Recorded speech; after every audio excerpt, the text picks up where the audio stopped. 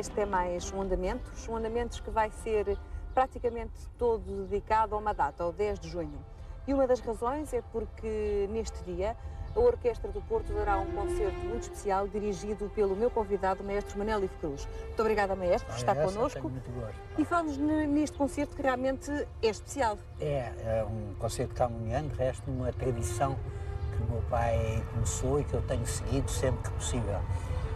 Este programa vai ter uma estreia moderna, suponho que é mesmo uma estreia em Portugal, de uma obra do David Souza, compositor que nasceu e morreu na Figueira da Foz, morreu em 1918 com a pneumónica, salvo erro, e que compôs esta Inês de Castro, que é um poema sinfónico, em 1907 em Leipzig, onde eu estudava violoncelo e composição.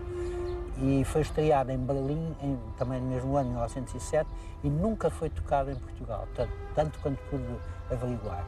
E, enfim, é uma revelação de uma obra portuguesa romântica, de um compositor que teve uma certa importância, pelo menos é o que a gente lê nas biografias. Claro. Depois vai dirigir uma obra do seu pai. Do meu pai, que é Os Amores do Poeta, também com versos de Camões, para soprano, o tenor e a orquestra. A primeira versão, 1942, é para piano e voz, e esta versão orquestral foi estreada por mim no São Luís, com a Orquestra Filarmónica de Lisboa e o tenor Vítor Costa, em 1972, foi no programa dedicado, do comemorativo do 4º centenário da primeira edição dos Lusíadas. Depois, na segunda parte, então, na segunda parte vai ser a Sinfonia à Pátria de Viana da Mota, que essa é uma obra mais conhecida muito do público. E uma ótima sinfonia, muito representativa, uma esplêndida obra. E já que estamos a falar de música portuguesa e o maestro tem tido o cuidado de a divulgar devidamente no estrangeiro, sempre que pode. E em Portugal também. E como é que acha que está a ser feita, ou continua a ser feita, ou não continua a ser feita a divulgação da música? Mais não continua a ser feita do que continua a ser feita.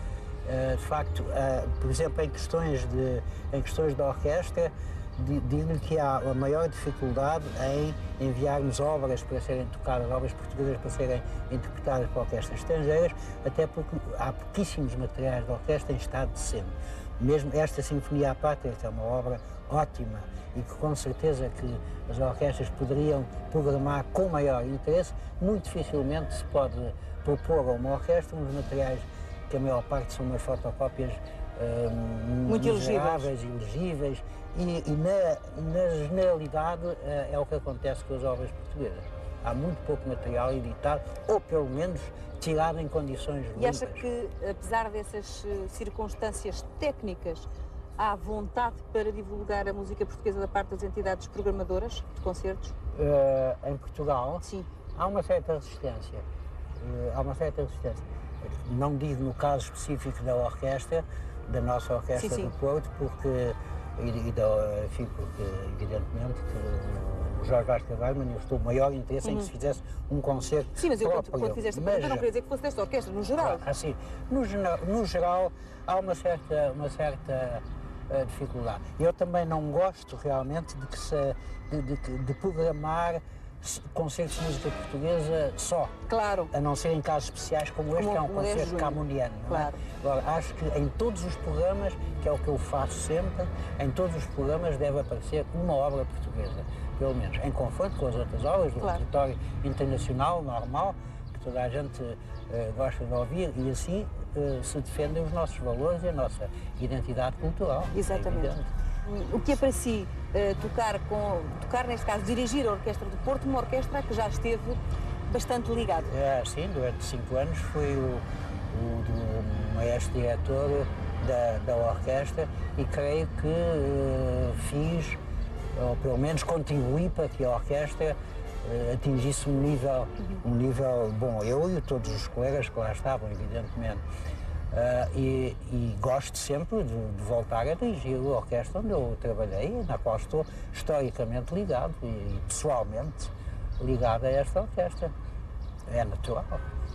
Eu no outro dia dirigi um concerto com a orquestra no Europark e foi escolhida a orquestra na sua fórmula sinfónica está muito bem. É uma boa orquestra sinfónica. E podemos nos orgulhar da Orquestra do Porto. Ah, sim, claramente. Maestro, muito obrigada Nada, e até uma próxima Paula, oportunidade. Até breve. Então, muito obrigado, sou eu.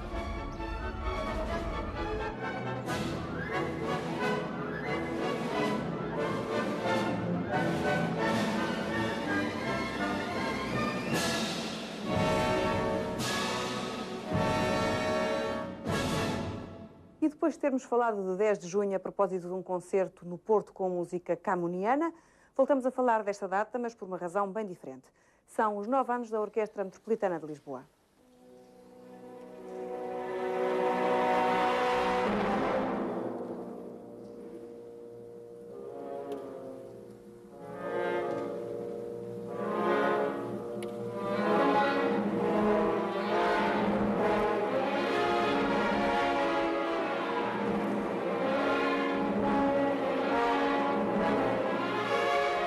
Para falar da Orquestra Metropolitana de Lisboa, é meu convidado o grande mentor deste projeto, o maestro Miguel Graça Moura.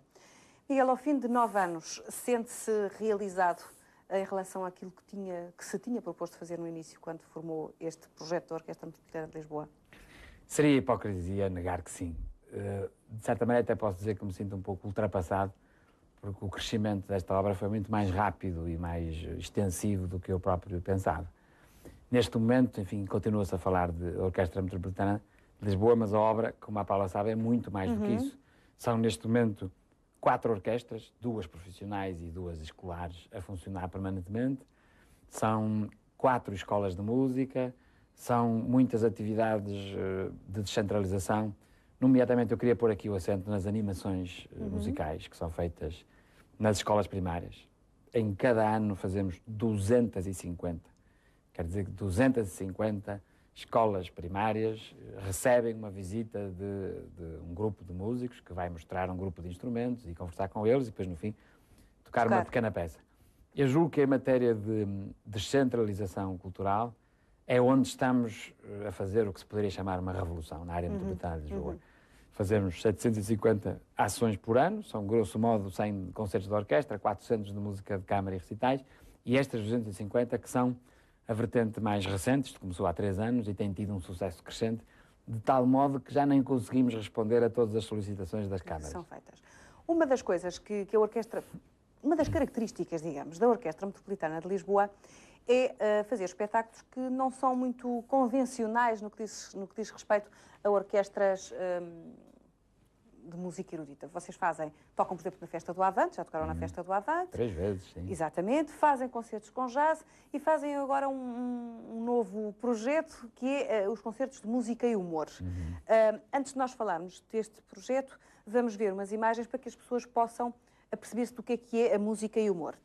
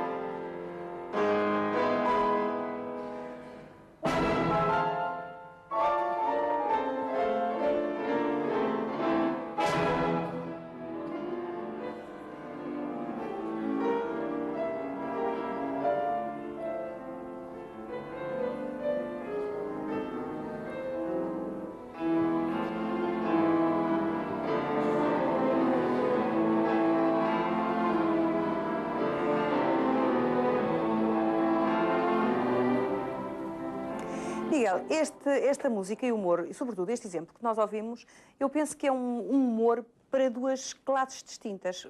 Vocês têm o humor simples e fácil, que é a brincadeira, e depois têm o humor para quem percebe, e que já tem uma cultura musical bastante grande, que percebeu que aqui, em pouco espaço de tempo, foram tocados N concertos para piano e orquestra, todos encadeados um no outro.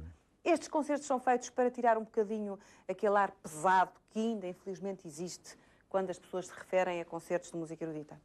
Sem dúvida nenhuma. Mas tem a ver também um pouco com o que a Paula dizia antes sobre a nossa característica de orquestra única no panorama português, que faz coisas um pouco diferentes do habituais. é que nós também temos uma postura pouco diferente da habitual. Por exemplo, nós não escrevemos notas de programa. Nós falamos com o público, que é aquilo que eu chamo a nossa postura bernsteiniana, porque me parece muitíssimo mais eficaz para o público português tal como ele é. Não vale a pena mistificá-lo, é um público esmagadoramente ignorante em matéria musical e, portanto, pouco inteligível seria para ele os textos musicológicos, não é? Então é preferível substituir isso por um diálogo direto, acessível, porque é a linguagem falada, e que, além disso, tem outra vantagem que vem ao encontro do que a Paula disse, é que desformaliza o ato do concerto. Isto fica logo uma coisa mais tipo serão em família, que é a maneira de tornar a música erudita menos vítima desse preconceito que eu acho que ela ainda tem. Exato. Ainda há pouco tempo um jovem me dizia, a seguir a um concerto nosso, dizia que é a primeira vez que estou a ver uma orquestra, ele tinha 18 anos, creio eu, e disse uma coisa muito engraçada, que eu vou pedir aqui licença para repetir, nas palavras dele, disse, eu descobri que esta música, afinal, também se pode curtir. Palavras dele. Portanto, claro, porque também a escolha do programa eu penso que é extraordinariamente importante quando se tem uma atitude de divulgação e de formação de um público. É, mas sobretudo o embrulho desse programa. Claro. Eu acho que é possível, entre aspas, vender o que se quiser, desde que se deem as chaves para o entendimento. E o que me apercebo por reações deste tipo é que há um preconceito estabelecido. Aquela música deve ser uma chatice, deve ser uma coisa só para intelectuais e não tem uma dimensão lúdica. É mentira, tem. Venham vê-la. A nossa postura é um pouco isso. Venham descobrir os tesouros de emoções que estão à vossa disposição e que, também mais, no caso da Metropolitana, são sempre à borla. Isso é um fator importante. Vamos supor que, enfim, fazer aqui uma projeção do futuro. Daqui a 20 anos, por exemplo, visto que o Miguel tenta fazer as suas ações de formação nas escolas, estes seus concertos já não terão que ser tão informais, já poderão ser mais formais. Ou vai, apesar de tudo, sempre... Isto partindo do princípio que todas as pessoas que estavam na escola iam aos concertos. Eu acho a sua questão muito inteligente e muito atual. Teoricamente, deveria poder caminhar-se para isso. Porque eu acho que há um lado ritual em todo o ato artístico que deve ser preservado, porque faz parte do ato artístico em si. E por alguma razão as pessoas continuam a ir ao concerto em vez de ficarem em casa tranquilamente a ouvir o CD, que tem melhores condições acústicas e tem a cervejinha ao lado e tal. E para quando quiser. E não tem as tosses nem os telemóveis dos outros espectadores. Mas, infelizmente, algo me faz temer que nada disso vá acontecer, porque neste momento é preciso ter a consciência clara de que a música erudita combate com armas completamente desiguais em relação aos outros géneros de música. Exemplo simples e clarificador. Se vier cá a Madonna, a Portugal, Sim. vai ser a primeira página nos telejornais todos, nos jornais todos e não sei o quê. E quando vem a Sinfónica de Chicago, temos 5 linhas na página 37, não é? Portanto, não se pode esperar que com esta postura mediática em relação à divulgação da cultura, este género se torne tão facilmente popular como os outros. Mesmo que as pessoas comecem a ficar fartas de tanto telelixo que há por aí, e eu noto com satisfação que há cada vez mais público jovem nos nossos concertos, e até um público muito mais eclético, porque depois se calhar saem dali e vão para 24 de julho ou para as docas, Sim. Ótimo. Ainda bem, é gente com a cabeça mais aberta. Mas continuam muitos a não saber. Não conhecem, não é divulgado, e a cultura que não é divulgada não existe. Claro, não é um trabalho de Eu tenho a consciência que a formação. Metropolitana faz serviço público. E gostaria, sonharia que o Ocidente se demitisse menos em relação a esse aspecto que eu acho que faz de nós europeus, que é termos um património cultural em todos os ramos, não é só da música. Sim, claro. Riquíssimo, eu quase me dizia infinito, mas que nós estamos a modelar um bocadinho por baixo e estamos sobretudo a americanizar-nos da maneira menos inteligente, acho eu, afastando-nos de coisas que são tesouros de emoção. E realmente importantes. Deixe-me só dizer uma pequena coisa para acentuar isto. É que eu acho que a arte, seja ela qual for, mas o produto de qualidade, é aquilo que nos puxa para cima.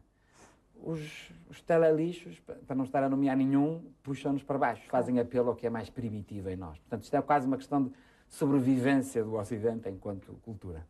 Vamos falar de coisas mais alegres, que é o 9º aniversário da orquestra. É um concerto com um programa especial, como todos os concertos de aniversário. O que é que se vai passar no dia 10 de junho? Ora bem, as nossas festas de aniversário são sempre um mostruário do que nós fazemos. Um mostruário da obra toda. Ano passado, nós temos, portanto, a primeira parte são os grupos das várias escolas, temperados ou pontuados por grupos profissionais. Portanto, a orquestra dos pequeninos da Metropolitana, as duas orquestras do Conservatório Metropolitano. No ano passado juntámos o grupo chamado Os Violinhos da Metropolitana, que é o grupo Suzuki, que foram espetaculares, 60 crianças a tocar violino, assim, à séria. E este ano vamos juntar o coro da Escola Metropolitana. Portanto, na parte que diz respeito à parte de formação. Exatamente. Na parte profissional. E que é intermeada por 2 grupos, um de jazz e outro de música contemporânea, e ainda 2 quartetos de alunos também. Na segunda parte vamos mostrar as 2 orquestras profissionais, não é?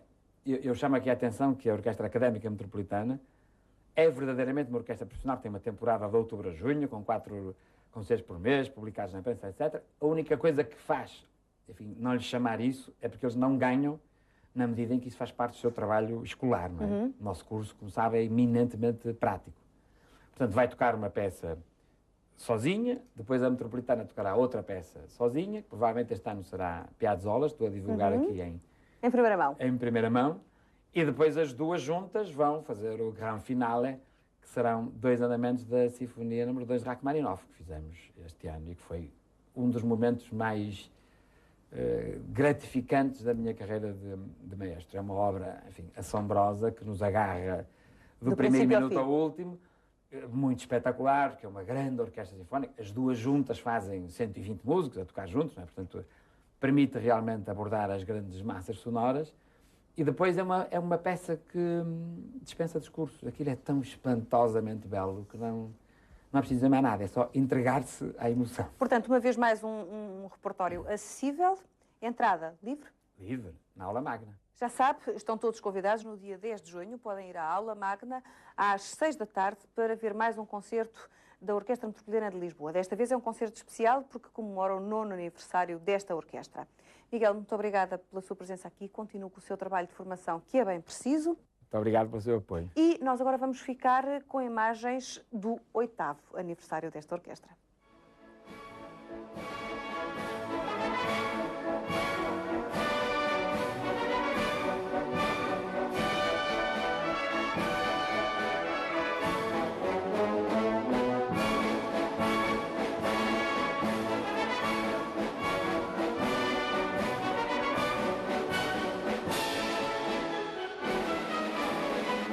E agora em andamentos, a habitual conversa com o nosso convidado permanente, Rui Vieira Neri. Rui, nós já falámos algumas vezes de compositores portugueses do passado, mas vamos ao presente. E como é que está a composição em Portugal? Ou melhor, antes de me responderes a isso, o que é preciso para formar um compositor?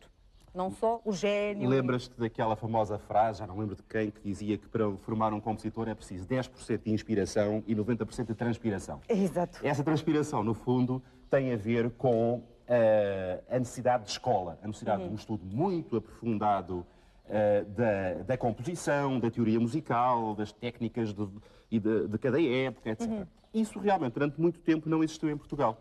Havia o chamado curso de composição do Conservatório, que era uma coisa com umas disciplinas muito pomposas, harmonia, contraponto, fuga, sonata, mas que estava completamente divorciado da música do século XX. E, portanto, no fundo, formação profissionalizante, sério, de composição em Portugal, só passou a haver num primeiro momento, quando houve a reforma do Conservatório em 69 e a Constância da Capdeville foi chamada a reformular em grande parte dos programas, mesmo ao nível, digamos, básico do ensino da composição.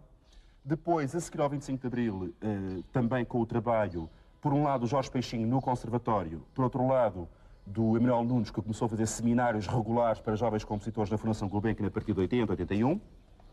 E depois, muito particularmente, com a fundação da Escola Superior de Música de Lisboa, com a presença de um professor de composição muito importante, Christopher Bochmann, um inglês que se estabeleceu em Portugal, e depois de outros compositores, como o António Pinho Vargas, que lá se estabeleceu. E até mais recentemente, por exemplo, a Universidade de Aveiro, onde está o João Pedro Oliveira, onde está o António Chagas Rosa e vários outros compositores mais jovens que, entretanto, também se transformaram em professores. Portanto, houve um percurso de formação que deu a oportunidade a novas gerações de criadores musicais portugueses de terem esse tipo de treino, de ensino a sério de que necessitavam. E qual foi a primeira geração a ter estes benefícios que tu acabaste de referir? Olha, uma geração que nós ainda referimos como de jovens compositores, muito embora todos eles tenham mais idade do que o Mozart quando morreu, que são os que nasceram em 1960. Eu aí citaria o António Chagas Rosa, que estudou na Holanda, em Amsterdão e em Roterdão, e que depois se distinguiu particularmente como compositor para a voz, muito em torno da relação expressiva, dramática entre texto e música e drama. Depois o João Rafael, que depois de ter estudado na Escola Superior de Música, foi trabalhar muito especialmente com o Manuel Nunes, formou-se em Freiburg e de tal maneira com sucesso que ficou como professor na Escola Superior de Música de Freiburg. E um outro, de uma tendência completamente diferente, o Miguel Azguim, o homem ligado inicialmente às novas músicas alternativas, mas que depois, com a mulher, a Paula Azguim, fundou o MISO Ensemble, um grupo de percussão, flauta e música eletroacústica, que tem tido uma experiência extremamente importante na área da improvisação, da ligação entre instrumentos acústicos e transformação eletrónica. E, no fundo, são três referências desta primeira geração de transformação dos que têm hoje 40 anos, digamos. Tu falaste há pouco dos discípulos do Emanuel Nunes, portanto podemos antever uma escola Emanuel Nunes. Exatamente. Por exemplo, há uma escola Jorge Peixinho? De certa forma, sim, o Jorge Peixinho teve um papel muito importante na formação, mesmo que a um nível talvez menos avançado, de jovens compositores no Conservatório Nacional. Dou-te três exemplos, muito diversificados. Por um lado, a Isabel Soveral e o Tomás Henriques, que depois foram para os Estados Unidos, ambos fizeram doutoramentos em composição.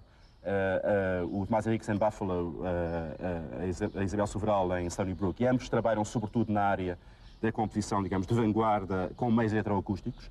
Mas numa outra ponta do espectro, uma figura como eu, do Eurico Carrapatoso, um homem que nasceu em Mirandela, que assume as suas tradições transmontanas. E quase que um lugar único no meio da composição atual, não é? Porque é um homem que, de certa forma, tem uma postura eminentemente pós-moderna. E, portanto, recupera sem vergonha nenhuma e com muito humor toda uma série de raízes de música tradicional, de linguagens tonais, sempre com um jogar satírico, mas com um domínio técnico muito grande que lhe permite safar-se, entre aspas, get away with murder, diriam os ingleses, e se calhar, com coisas de grande qualidade. Rui, o mais bem aceito pelo público em geral, verdade. não é? Embora haja também um outro caso interessante, que é do Alexandre Delgado, que sobretudo se formou com o Júlio Braga Santos ainda, depois foi estudar em Nice, e que é também um compositor que, não tendo propriamente a postura pós-moderna do Carrapatoso, é também um compositor neotonal, de certa forma, continua a escola que quase tem uma filiação, Luís Chatas Brancos, Júlio Braga Santos, Alexandre Delgado, e que também tem uma relação muito empática, muito simpática com o público. Tu, no início da nossa conversa, falaste na Escola Superior de Música e no Christopher Borchmann, mas penso que é importante falar da importância... Sim. É que o Borchmann, de certa forma, trouxe para Portugal o testemunho de uma música do século XX inglesa que não era muito conhecida, com referências como um Britten, um Vaughan Williams, depois um Burt Whistle, um Peter Maxwell Davies, uma série de outros compositores pouco conhecidos numa escola portuguesa sempre mais virada para a França e quando muito para a Alemanha. E depois daí surgiu uma leva muito grande de jovens compositores. Estou-me a lembrar do Carlos Fernandes, que depois fez o doutoramento em Cincinnati. Estou-me a lembrar do Sérgio Azevedo. Estou-me a lembrar, por exemplo, de um mais jovem, nascido em 72, que é o Pedro Amaral, que depois, de certa forma, fez a ponte e ingressou na escola do Emanuel Nunes. Portanto, ele veio depois fazer a licenciatura e o mestrado em Paris com o Emanuel e está neste momento a preparar o doutoramento, sempre na mesma linha de rigor, de controle formal, digamos, de uma linguagem de reflexão teórica muito profunda sobre a escrita musical. Portanto, no fundo, tens toda uma gama, eu estou a falar de uma dezena de compositores, dentre talvez mais do dobro de jovens criadores em atividade, o que eu acho que nunca talvez tenha acontecido na história da música portuguesa do século XX. Portanto, voltando à pergunta inicial que eu te fiz, como é que vai a composição em Portugal, já percebemos que vai bem. Agora, é importante que vá tão bem quanto a composição o mercado que estes compositores precisam ter, não é? Exatamente. Meios para executarem as suas obras, orquestras para as tocarem, entidades para lhes encomendarem obras, porque eles, com a graça de Deus, talento e know-how têm. Rui, até para a semana. E foi assim que nós terminamos o programa de hoje. Voltamos a encontrar na próxima edição. Então, até lá.